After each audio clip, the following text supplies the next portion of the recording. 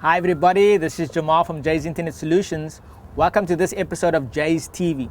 Today's topic is prosumers. Okay, now we did introduce this topic in the previous episode, and a prosumer is the word comes from the combination between professional and consumer, and also producer and consumer. Okay, so there's different sort of views on the term and where it comes from and what it means. And I suggest you go to Wikipedia and sort of look up the term and see there's even a entry into the medical field of how they're using and how they're seeing the word prosumer. Okay, and a prosumer basically means someone who is actively involved in content, in products, in the production of products. So you're not only consuming, okay, because consumers buy things, consumers eat things, consumers sort of take in things, and the prosumer has a sort of an influence and a role to play in that whole process of the production of that product that we're eating, that we're using, that we're reading, anything like that. Okay. In this book, Wikonomics, by Don Tapscott and Anthony D. Williams, they have a whole chapter called Prosumers. Okay, it's chapter 5 in the book, and I want to read to you a bit about what they say here. Despite this rich history of customer innovation, most companies consider the innovation and amateur creativity that takes place in communities of users and hobbyists a fringe phenomenon of little concern or value to their core markets. Okay, so there's a lot of people, a lot of companies who don't see the true value in the innovation, the ideas of their users. Okay, so it's somewhat maybe arrogant. Maybe arrogant's a bad word, but they probably feel that they know what is best for the user, right? So they want to sort of produce products, produce content, and the user must consume that, buy that, and use those products because they know better. Okay, so they refer to it as a fringe phenomenon. Okay, firms often resist or ignore customer innovations. Okay, now this obviously is a big mistake, and we'll get to this right now. It took car manufacturers more than a decade to invent the pickup truck.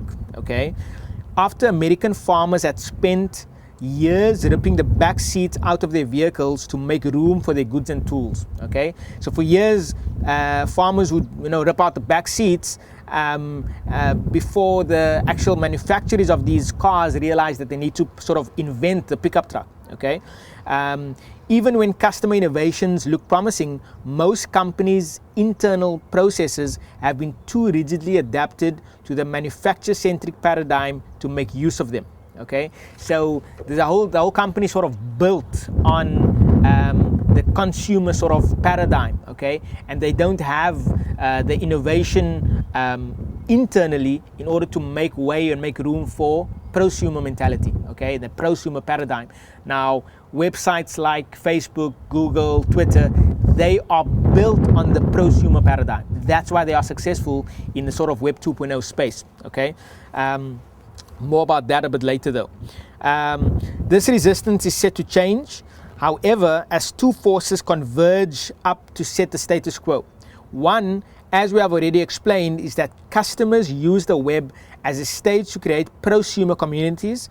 So what was once fringe activity is increasingly out in the open. Okay, now we've mentioned this in the past, that the web has put everything out there, right? Nothing is as it was anymore. Okay, the whole world has changed because of the internet and the nature of the Web 2.0 space. Okay.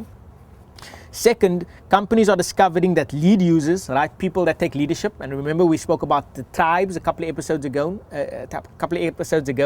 So the tribe concept is very important, and people are leading. Okay, people are leading, people are doing things online, and other people are taking note.